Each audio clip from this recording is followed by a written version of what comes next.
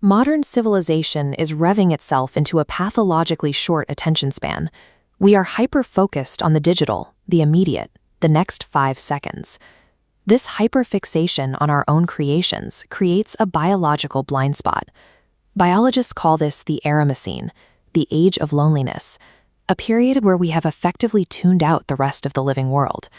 To a distracted modern mind, a patch of dirt or an overgrown weed pushing through the pavement looks like a void. We simply register it as nothing. This perception of an empty, disconnected natural world is an illusion. It is a byproduct of our own narrowed attention, rather than a reflection of biological reality. We can break that illusion by slowing down. If we drastically shift our physical scale and look closely at the earth beneath us, the void disappears. To see what's actually there, we have to pull our focus away from human architecture.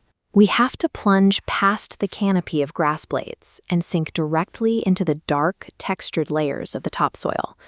Down here lies the invisible empire. It is a vast, thriving kingdom of invertebrates, microbes, and fungi that forms the literal foundation of all terrestrial life. This discovery shatters the idea of a lonely planet.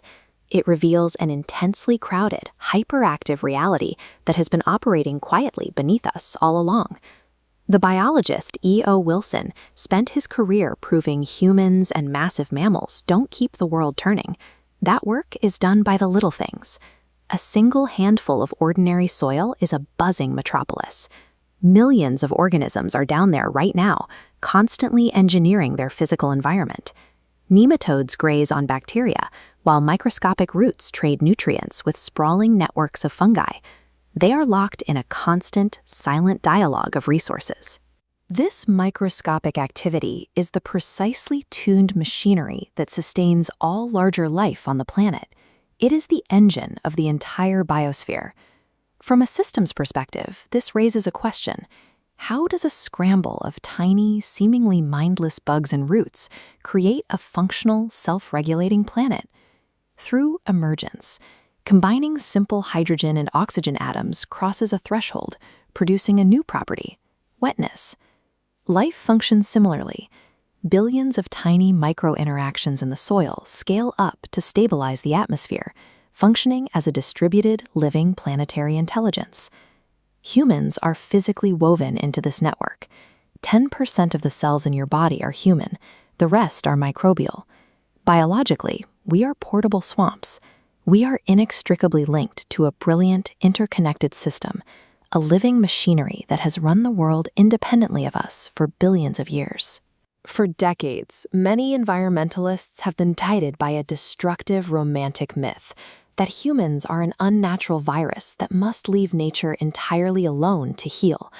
But we are actually the evolved mind of the biosphere. Our responsibility is to move past this guilt and actively participate in the planet's survival. This shift in perspective defines the modern environmental movement. As Stuart Brand famously put it in 1968, "We are as gods and have to get good at it." True ecological stewardship requires us to accept our role as active caretakers of the planet's future. We are the stewards, not the owners. The most critical human activity in this new era is maintenance. It is the steady, unseen work that keeps the gears of civilization and the biosphere rolling. Caring for the intricate wiggled web through soil conservation, urban gardening, or ecological pragmatism is the ongoing maintenance required to keep the world alive.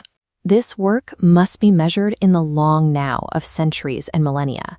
It requires an attention span that reaches far beyond our own children and the next few generations. By expanding our attention to see the profound intelligence in a handful of soil and committing to its maintenance, we finally cure our planetary loneliness. We become